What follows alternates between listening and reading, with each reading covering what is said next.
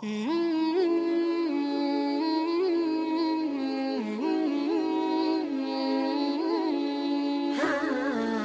kala ada seorang penyair hebat dan sangat terkenal yaitu Syekh Farazdak di mana beliau selalu asyik memuji Rasulullah. Beliau mempunyai kebiasaan melakukan ibadah haji setiap tahunnya.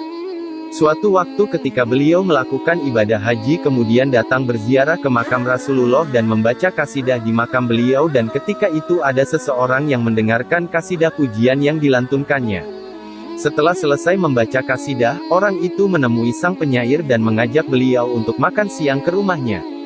Beliau pun menerima ajakan orang tersebut dan setelah berjalan jauh hingga keluar dari Madinah Al-Munawwarah sampailah keduanya di rumah yang dituju. Sesampainya di dalam rumah, orang tersebut memegangi sang penyair dan berkata, "Sungguh aku sangat membenci orang-orang yang memuji-muji Muhammad, dan ku bawa engkau ke sini untuk ku gunting lidahmu." Maka orang itu menarik lidah beliau lalu mengguntingnya dan berkata, "Ambillah potongan lidahmu ini dan pergilah untuk kembali memuji Muhammad." Maka sang penyair pun menangis karena rasa sakit dan juga sedih tidak bisa lagi membaca syair untuk Sayyidina Muhammad. Kemudian beliau datang ke makam Rasulullah seraya berdoa, "Ya Allah, jika penghuni makam ini tidak suka atas pujian-pujian yang aku lantunkan untuknya, maka biarkan aku tidak lagi bisa berbicara seumur hidupku, karena aku tidak butuh kepada lidah ini kecuali hanya untuk memujimu dan memuji nabimu. Namun jika engkau dan nabimu ridha, maka kembalikanlah lidahku ini ke mulutku seperti semula." Beliau terus menangis hingga tertidur dan bermimpi jumpa dengan Rasulullah yang berkata, "Aku senang mendengar pujian-pujianmu, berikanlah potongan lidahmu." Lalu Rasulullah mengambil potongan lidah itu dan mengembalikannya pada posisinya semula. Ketika sang penyair, Syekh Farazdak, terbangun dari tidurnya beliau mendapati lidahnya telah kembali seperti semula, maka beliau pun bertambah dahsyat memuji Rasulullah, hingga di tahun selanjutnya beliau datang lagi menziarahi Rasulullah dan kembali membaca pujian-pujian untuk Rasulullah, dan di saat itu datanglah seorang yang masih muda dan gagah serta berwajah cerah menemui beliau dan mengajak beliau untuk makan siang di rumahnya.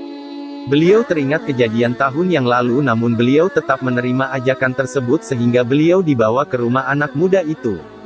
Sesampainya di rumah anak muda itu, beliau dapati rumah itu adalah rumah yang dulu pernah beliau datangi lalu lidah beliau dipotong.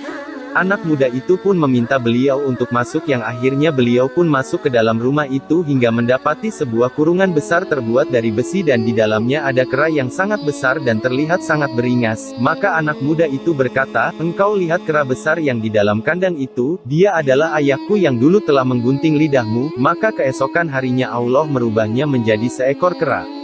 Dan hal yang seperti ini telah terjadi pada umat terdahulu, sebagaimana firman Allah, "Maka setelah mereka bersikap sombong terhadap segala apa yang dilarang, kami katakan kepada mereka, jadilah kalian kera yang hina." Quran Surah Al-A'raf ayat 166. Kemudian anak muda itu berkata, "Jika ayahku tidak bisa sembuh, maka lebih baik Allah matikan saja."